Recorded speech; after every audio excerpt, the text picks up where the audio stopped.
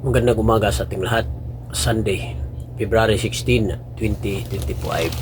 Ito po ang salita ng ating Panginoong Diyos na pagkain ng ating kaluluwa kuha sa Lucas 6:17, 20 hanggang 26.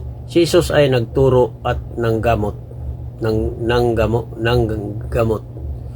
Bumaba siya na kasama nila at tumayo sa isang patag na lugar. Naroon ang marami sa kanyang mga lagad at ang napakaraming tao buhat sa Judea at sa Jerusalem at sa baybayin ng Tiro at Sidon na pumaroon upang makinig sa kanya at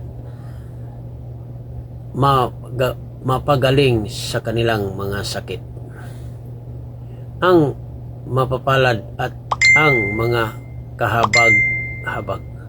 Tumingin siya sa kanyang mga lagad at sinabi, mapapalad kayong mga dukha sapagkat sa inyo ang kaharian ng Diyos. Mapapalad kayong nagugutom ngayon sapagkat kayo'y bubusugin. Mapapalad kayong tumatangis ngayon sapagkat kayo'y tatawa.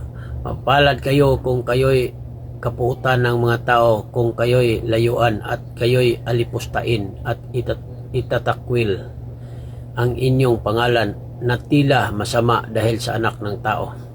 Magalak kayo sa araw na iyon at lumukso kayo sa tuwa sapagkat malaki ang inyong gantimpala sa langit, sapagkat gayon din ang ginawa ng kanilang mga ninuno sa mga propeta. Subalit kahabag-habag kayong mayayaman sapagkat tinatanggap na ninyo ang inyong kaaliwan.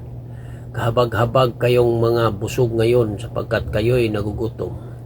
Kahabag-habag kayong tumutawa ngayon sapagkat kayo'y nagluluksa at magsisiya-iyak.